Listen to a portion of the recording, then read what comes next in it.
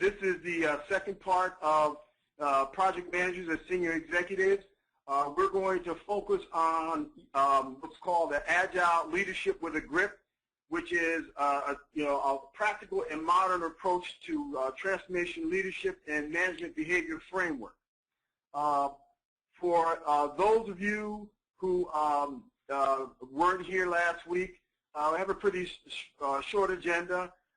We'll talk a little bit about myself. That'll take 2 seconds. Then we'll look at what is transformational leadership. There's a lot of formal definitions, but I'm going to give you sort of a nuts and bolts.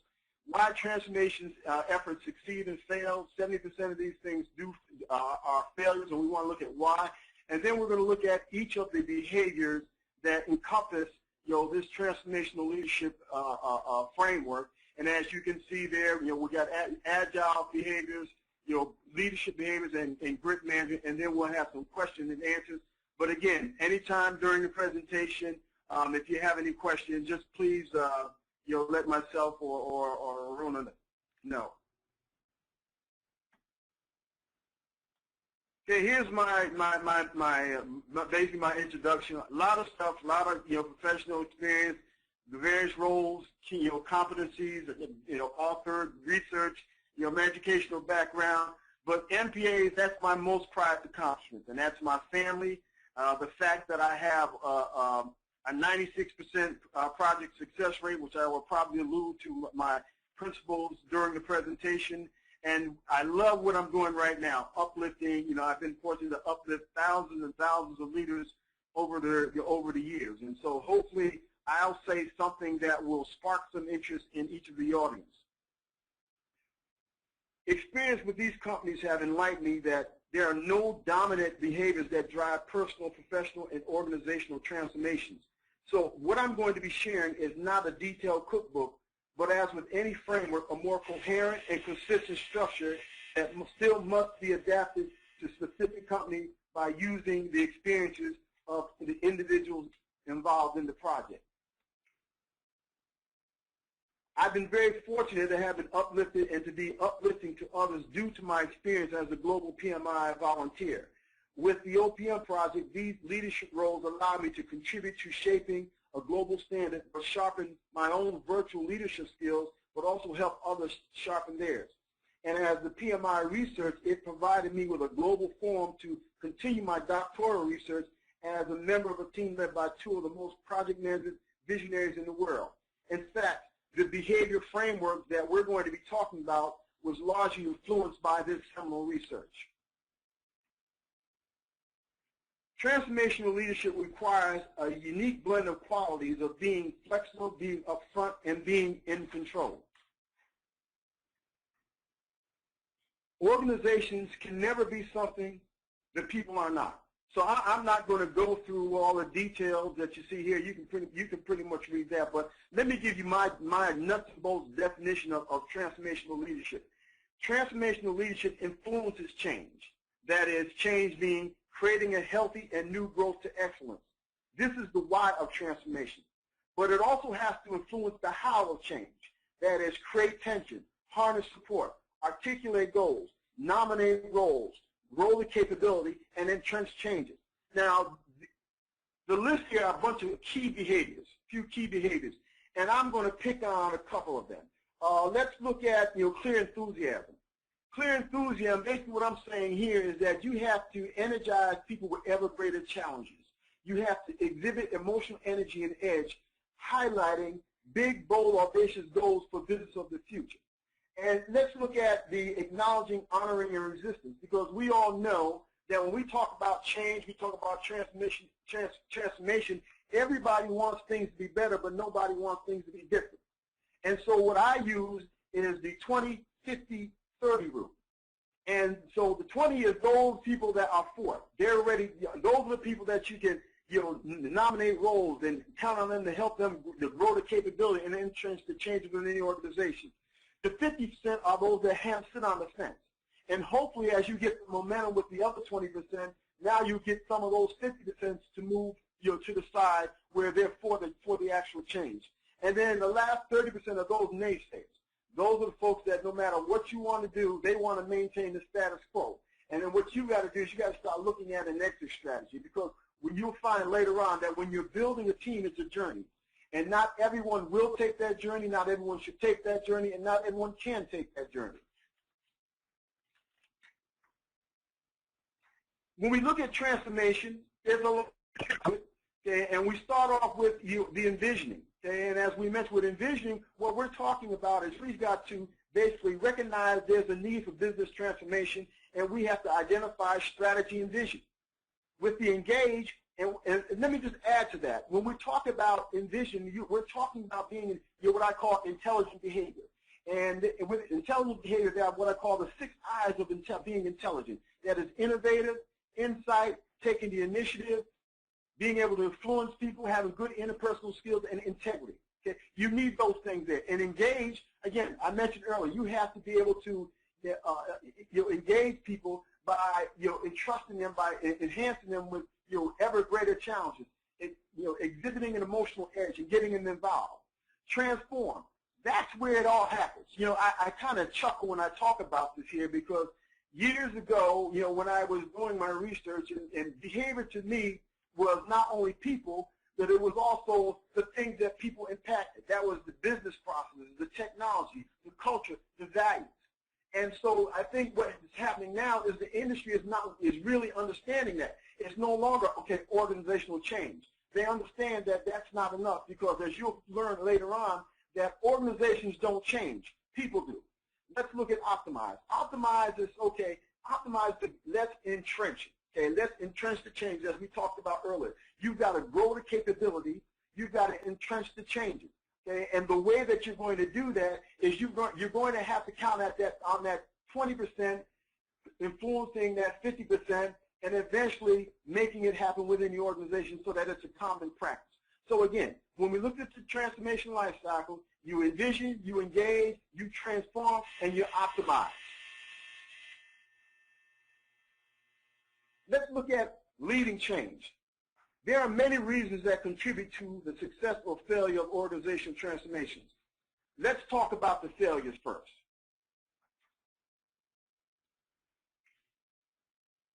Introduction.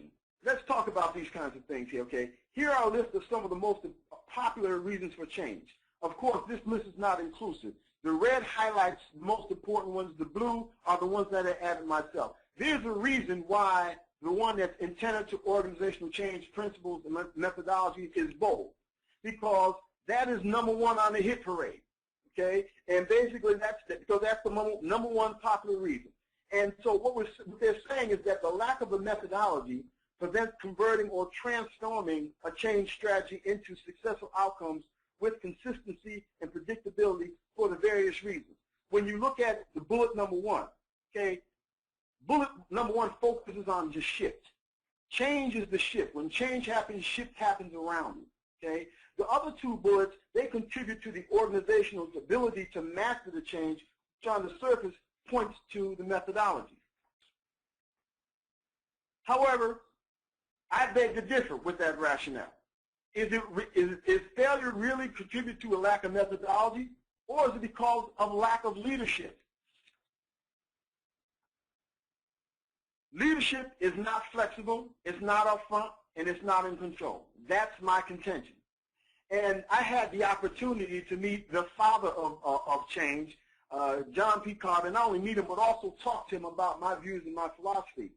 And according to Professor Carter, the winning process is 75 to 80% leadership, and 20 to 25% management. It's not the other way around. So when you look at those items that were on the previous slide, the big red items, all those things focus on lack of leadership, improper executive engagement, suboptimal project structure, accountability and authority at problems, sponge-like goals, inattentiveness to the organizational change and principles. Again, enough talk about failures. Let's swim a little deeper and uncover what contributes to the success of transformations. A successful organizational transformation program needs leadership proactively managing each one of these bullets. I'm going to talk to them very briefly. Individual and organizational perspective. I have some questions that I have for the audience, and these are rhetorical questions, something for you to think about. Well, what value does the process bring that is not adopted? What value does a new tool that no one knows about how to use? What's the value of a new ERP system that is not used properly? The answers to these questions highlight the fact that an organizational change cannot be successful unless the individuals who are impacted by the change goes through successful transitions. Now, when I talk about successful transitions, I'll talk more about that, but that leads us into the second point. Understand how to manage the individual. Well, the key to successful organizational changes begin with managing the transitions with the individual. When an organization undertakes an initiative, that can only happen when employees who do their I have the awareness, the desire, the knowledge, the ability, and the reinforcement to make this change happen. Ladies and gentlemen, if people cannot say that with any confidence, what's going to happen from a project perspective, we're going to start looking we're looking to look at schedule slippages, we're going to look at quality issues, and the list can go on and on and on. Risk control issues, all of those kinds of things there. So it's very, very important. And now that brings us to the third point, a consistent, predictable approach. Now, I don't know how many of you are familiar with the OPM3 global standard. And the whole premise behind the OPM3 global standard was to provide a standard that will allow transition, strategy, turning strategy into successful outcomes with consistency and with predictability. Well, that same thing applies to organizational transformation, organizational change management, however you want to call it. As a friend of mine would say, it's sort of the same soup but a different bowl. What happens is, with a business transformation, again, it requires an approach to turn the strategic initiatives into successful outcomes with predictability and consistency. And when you talk about business transformation, you're talking about a whole bunch of stuff. You're talking about a whole bunch of stuff. And so, and when I mean stuff, I'm talking about the integration of a number of disciplines. You're talking about strategic management, value management, risk management. All of that comes together in terms to determine the direction of the transformation. It's the strategy. And then what ties all that together is project management. It amazes me how many companies that I've worked in still don't see the project management discipline, still don't understand the project management discipline is key. It's a strategic discipline that's needed to turn your strategy into your successful outcome. So they learn that the hard way, because it's at the project management level where we start to look at business process management, which is another discipline. We get involved with transformation, IT leadership, then organizational change management, and competency and change management. All of that happens in that what I call the enablement loop. The takeaway is proactive leadership and management takes any guesswork, increasing the likelihood of a successful and effective transformation. Now, as we look at these three facets of effective transformation, what I'm saying is this. Effective transformation, organizational transformation, involves people individually, collectively, and collaboratively. Now, notice the change in the word. I didn't say successful. I said effective. It's a different mindset. It's a different mindset because you cannot be great by being successful. There is a process. You become successful, and then the things that you do make you effective, and only can you be effective can you get to be greatness. And I'll talk more about that later on. And again, that comes from my experience of 30 years as an athlete. Working as I played football, high school, college, semi-pros, professional trials, and I coached for 22 years. And so it can't be individual and organization. That never works. It's individual, the team, and then the organization. And you find many, many companies that are starting to realize that, as they begin to start to bring in various, coaches from athletics to talk to their personnel. Let them understand that, hey, it's all about the team. It's all about the team. It's all about the team. You get the team straight, then you get the organization straight. But again, you can't get the team straight until you get the individuals straight. Each of these I call change targets. And what we're doing is we're asking them to do their jobs differently. Said another way, we want them to accept things that they have changed. What is changing on the surface are these things. Recall earlier I mentioned that I would talk more about the transitions and where it's leading up to that. For the items that are in italics, these items are examples of the transitions people have to make. However, a true change only happens when the leader can help change targets make the transition. This is the fundamental quality to transformational leadership. Earlier, I spoke of energizing people with ever greater challenges. To do this, a transformational leader has the job of helping them master those transitions. What do I mean by transitions? I'm speaking of the emotional transition life brings when we all are faced with change. It doesn't have to do with professional. It can be in our personal lives. According to William Bridges, a highly regarded development consultant, there's a distinction between change and transition. Now, the only reason why I quote him is because prior to reading his material, I had those same ideas. And finally, to find someone, it always helps when you have someone that has published something so it doesn't feel like you're way out there in left field. But what he says is that a change is a shift in the world around us. Okay? And then as far as transition is the internal process we go through and respond to that shift. So, in other words, changes are events and situations. Transitions are experiences. Said another way, each change will put people it affects into transition. Bridges often concludes that many organizational efforts fail because not only because the people fear change, but they resist the unpleasant process of transitioning. Again, as I mentioned before, it's all about the people. It's all about the people. So what I'm saying is, as a transformational leader, you need to inherently understand the psychodynamics of transition and be able to help others through them. This ability to capitalize on transitions and use them to create productive, positive energy is one of the keys to effectively transformational leadership. Said another way, it is critical to energizing people with ever greater challenges. So let's look at it a little deeper. Let's go a little bit deeper, and let's look at these transition phases. And I'll just touch on them very briefly. The ending phase, this is when people disengage, okay, the way they were. These were the things were the way they were. They're not going to be that way anymore, okay? So that's the ending phase. That neutral zone is what we call the transitional phase. And this is where the people, they've gotten rid of the old, they've let go of that, but they haven't yet figured out on how to live with the new. So you need to understand that because that's where they need the most help. And once you do a good job there, now they're ready to accept the new beginning. Okay, I feel good about this change. I can support it. I can get behind it. I have the ability, I have the positive reinforcement to keep it going. The multi-million-dollar question is this: how can an effective leader apply it to energize real-world transitions? I will talk about later when we're discussing the 21st century strategic leader, or whom I call, for those of you who were at the last presentation, the strategic hustler.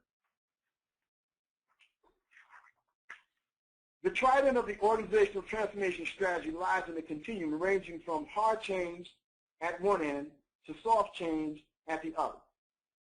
And we all know it doesn't matter. Yesterday I was teaching a class to my students for a corporate, Cambridge Corporate University, 10 executives all around the world, and we started talking about this point. And it said, and I said to them, it doesn't matter where you are in the world, when it comes to hard change, people want everything to be better, but nothing to be different.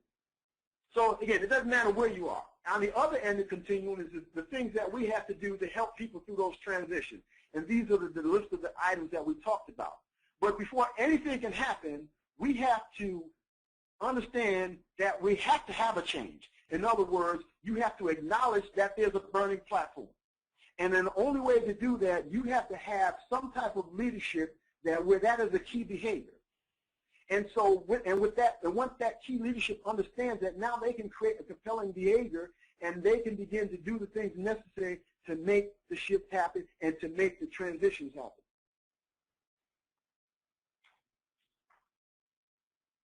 I like to call this leader the 21st century strategic hustler. And there are 3 qualities to agile leadership with a grit. Very simple.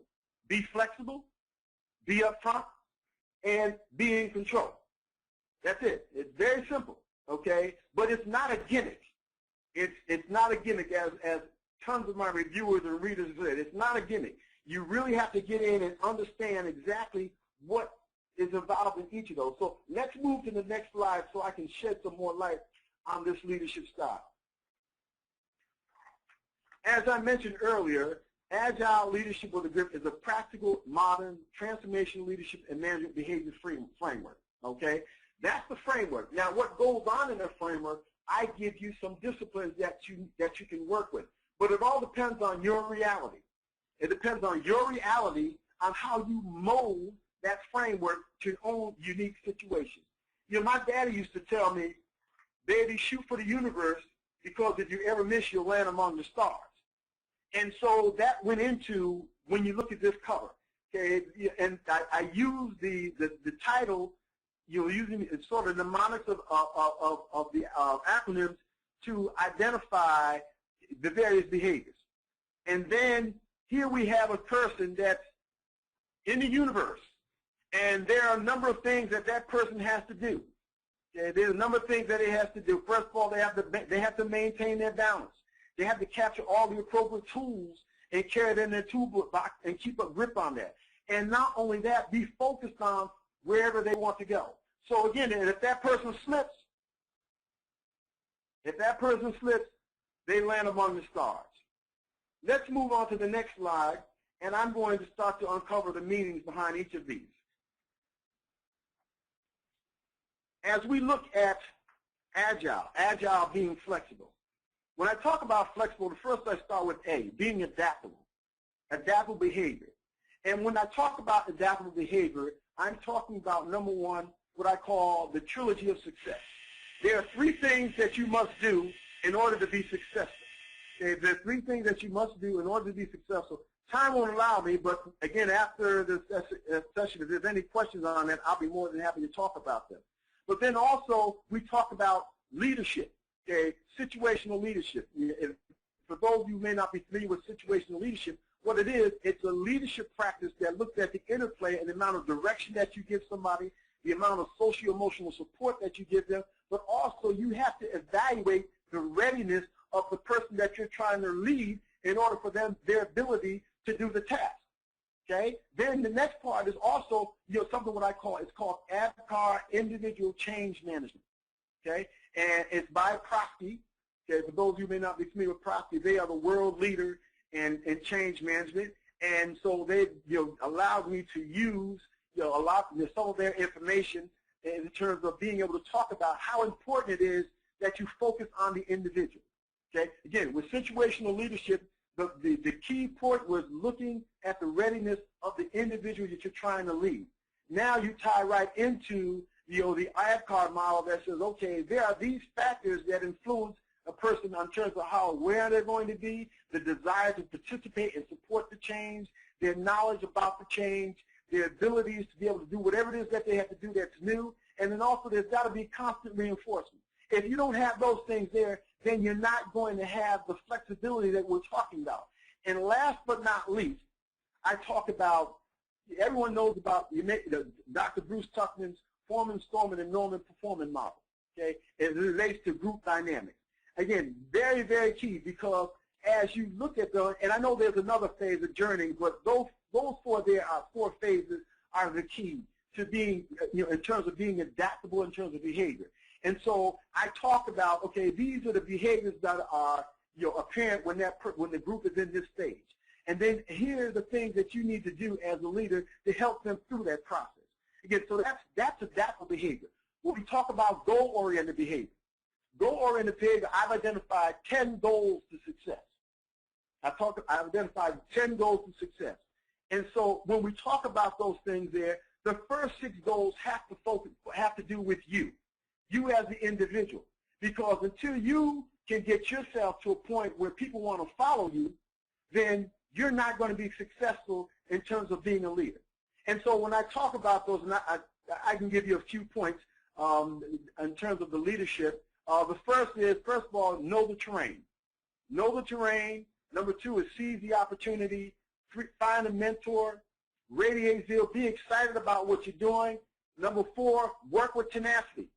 Work with tenacity. Okay? And so when you're looking at those things there, provide mind-boggling service. Those kinds of things there. Okay? And once you're able to do those things there, those 6 things there, now you're ready to do the rest of the goals that I talk about. There's 4 of them. Okay? Now you're ready to build a team. And as I mentioned earlier, that when you build a team, you have to realize it's a journey. It's a journey, whether it's personal, professional, or what have you. Because some people, they can't make that journey. They've got other things that they're doing. Maybe they have a hidden agenda.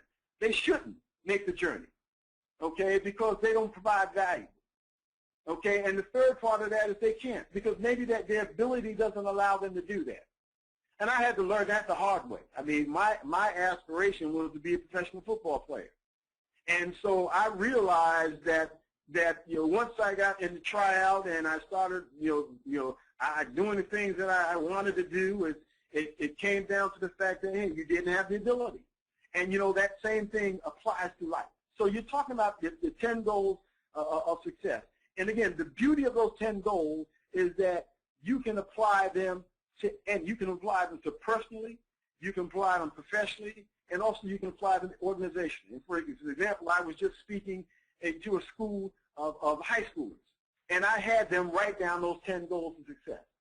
Okay, those are very critical. Intelligent behavior. Intelligent behavior, I talk about the 6 I's of intelligence. I mentioned them earlier, but the 6 I's of intelligence deal with being innovative, having insight, taking the initiative, being able to influence people, having good interpersonal skills, and then having integrity. And I'm going to talk more about integrity later, okay? Learner behavior. When we talk about learning behavior, there are building blocks to having learning behavior. And so we're talking about systems thinking, your personal mastery, okay, mental models, shared visions, team learning. There's importance in each one of those. Each one of those. Again, being able to, systems thinking is important, especially with transformation, because it forces you to get outside of your box. And for example, one of the things that I tell my students before I start my class, because of the fact that from all over the world, I tell them, I say, listen, you know far more than you know you know. Never ask, can I do this? Ask instead, how can I do this? And the reason why I say that is because when you start to challenge yourself, how can I do this? And if you arrive at the answer that, hey, listen, it can't be done, at least you've afforded yourself the opportunity to make an informed decision. Whereas if you said, I can't do this, then you never open up that box. You never get outside of yourself. You never are innovative. Okay? And so that's what I'm talking about in terms of, with the systems of thinking. And last but not least, effective behavior. As I mentioned earlier, there's a difference between being successful and effective. And that difference is really being good and being great. Now, I talk about, in the book, I talk about a model of what I call cultural learning. And a lot of times you get into a situation, especially when you work with projects and you have people from all over the globe, everyone has a different viewpoint. Okay, everyone's jockeying for position. Well, what this model does, it allows you to, as I would say in my book, keep it real. Keep it real, get out of your feelings, and get into the game. And you can tell from the foreign athlete, I use a lot of these cliches. So again, key to effective behavior is, again, understanding that there's a difference between effectiveness and there's a difference between being successful. Now, I know probably most of you have read Stephen Covey's 7 Habits of Highly Effective People, but he also wrote a book called The 8th Habit. Okay, and in that book he talks about from effectiveness to greatness. And in that book he identified 5 points that inhibits one's greatness: criticism, complaining, comparing, competing, and contending.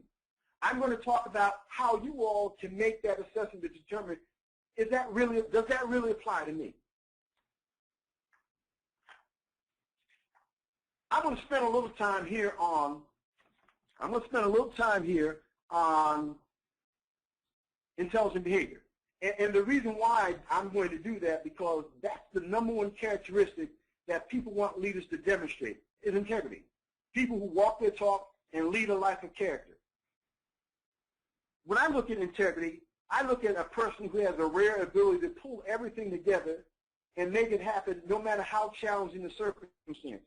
So it sort of extends far beyond being honest and being ethical. I mean, I've met a number of leaders across the globe over the years, and many of them were honest and ethical people of integrity, but some were and some were not making it in some way.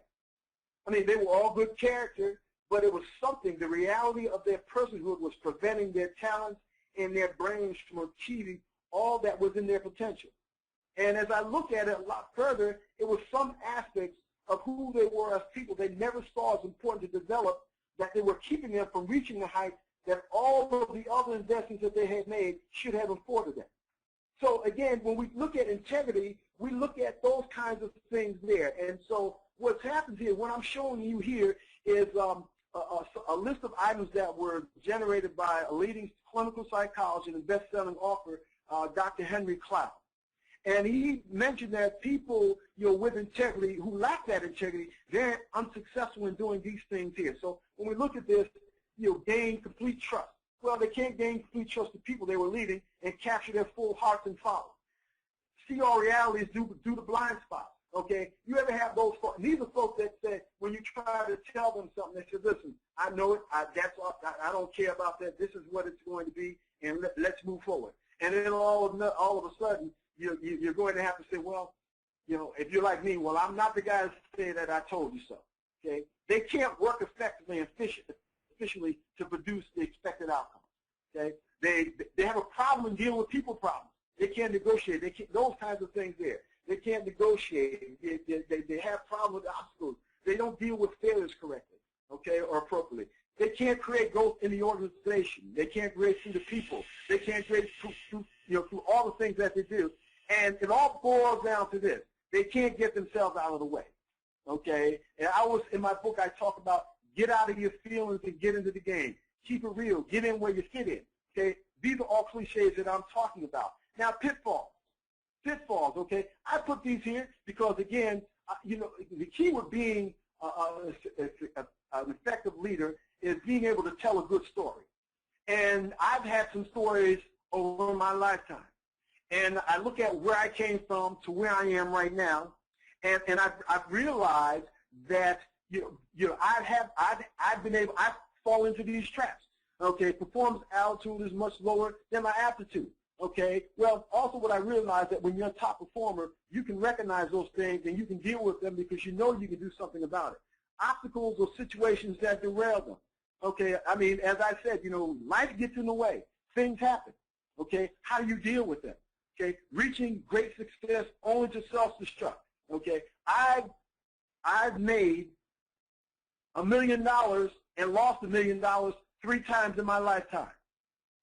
3 times in my lifetime, but there was a lesson to be learned from that. Okay, and so that's where I talk about the 6 essential qualities. 6 essential qualities of integrity, a person of integrity. That is, they understand connection, communication, coordination, and collaboration. Because all that builds trust. Number 2, they tell the truth based on the facts. They don't want to hear fiction. Just let's get to the point. I want to make a fact-based decision. They finish strong. And I talk about there are 13 points to finishing strong. And the first point is you got to start something in order to finish it. Okay? The 4th point is that they positively embrace negativity. They positively embrace negativity. The 5th was they focus on growing. And the 6th is they aim to exceed expectations. This ties into what I talked about earlier in adaptable behavior. That is being able to exceed expectations. When we talk about leadership, as you can see there, I've talked about these points throughout the presentation. Okay, look to change and challenge the status quo. Okay, but there are some rules that you need to follow in order to do that. Everything doesn't need to be changed. But again, Being a leader means you're going to look at the status quo. If it's appropriate, so be it. If it's not, then you have to have the courage to meet the demands of reality. Okay? Now, why do I use those words? Because that's what integrity means to me. Integrity means having the courage to meet the demands of reality.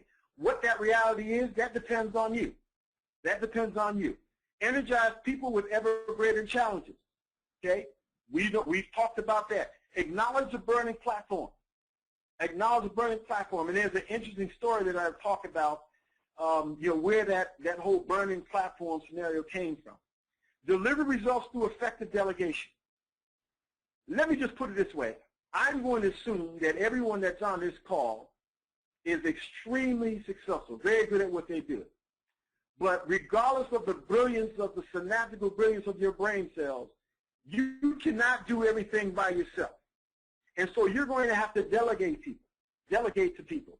And so you're going to have to know how to delegate a full package as opposed to not delegating a full package.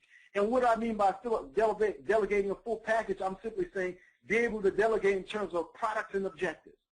But you have to know your individual, know the individual that you're delegating for, because that may be enough or may not be enough. Exhibit emotional energy and edge. Respect diversity. I would not be where I am today if I didn't lead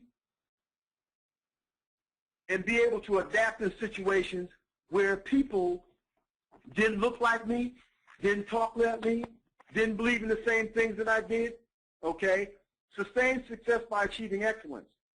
Have a teachable point of view. Again, everyone that is listening to me under my breath has a unique story to tell. The question is, how do you frame that story? So there's some help in terms of helping you to do that. Introduce ideas based on uplifting values. Introduce ideas on uplifting values. When you do that, then you don't run into the situations of the Enron and the MCIs of the world, because it's not only uplifting you, but it's also uplifting everybody else that's going to be impacted, remember, by that change. And then persistence with perseverance. Never give up. Never give up. You keep trying, keep trying, keep trying, keep going, keep going. Last but not least, grit. Grit is all about, grit is all about maintaining control. And to summarize this, I want to talk about strategy. Okay? I want to talk about strategy because I've had the opportunity to sit in on a number of your strategic sessions. And what I've relished is the spirited debates, the aha moments of breathtaking clarity, and even the coffee and the jugs of coffee and the gourmet donuts and the cookies. But producing that document is a far cry from living and breathing it every day. Because you have to understand, when you produce a freshly minted strategy, it's justifiably a pride-evoking achievement. But that's just part of it. What has to happen is strategy has to be turned to life with the unmistakable clarity necessary for each and every one in that organization to act on it every day. And that's not happening.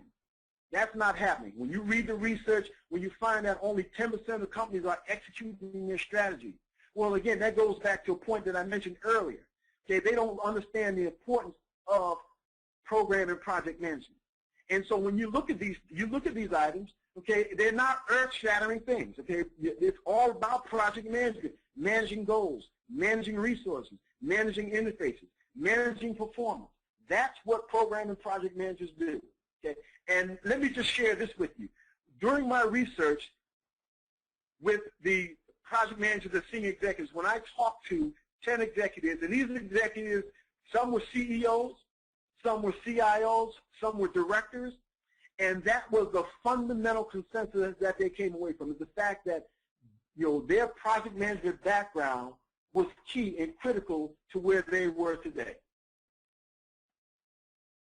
So, as I summarize this up, okay, project level business transformation activities, as you can see here, focus on benefits, resourcing, notching it upward. As you can see these things here, again, realize agile leadership with a grit. Sustain just by achieving excellence. So it's all about pulling these things together and leveraging them to be successful in the transformation. And then when I talk about delivering intelligent solutions, I talked about the 6 I's. I only talked about integrity, but here I talk about all of them, and I give you some examples. Questions and answers.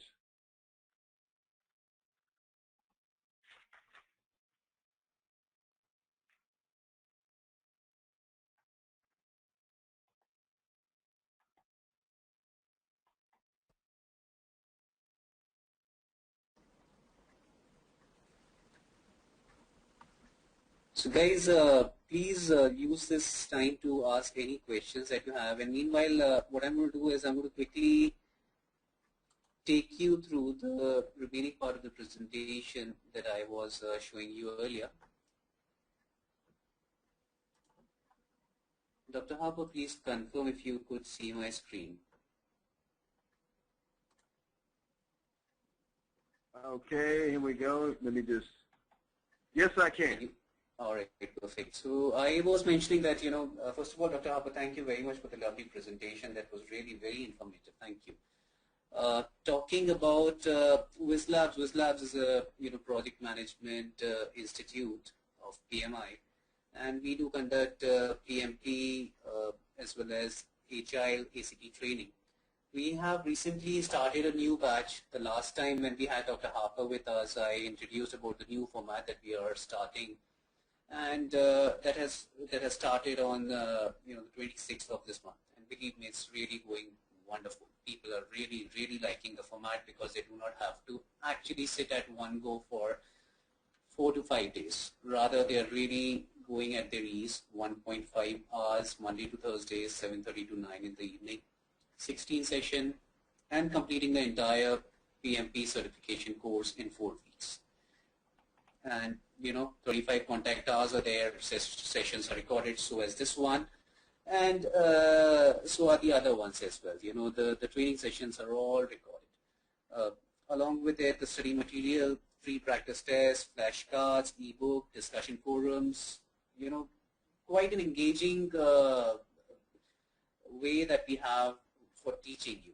And it really goes very smooth, very slow, smooth. So you do not have to cram and run through the entire course in 4 days and get bombarded with a lot of information. The current one, as I mentioned, it's going to be like the first 4 sessions are absolutely free, so you can come attend these sessions, and after the 4 sessions, if you feel that this is something that suits your nature of study, please make payment and attend the rest of the classes.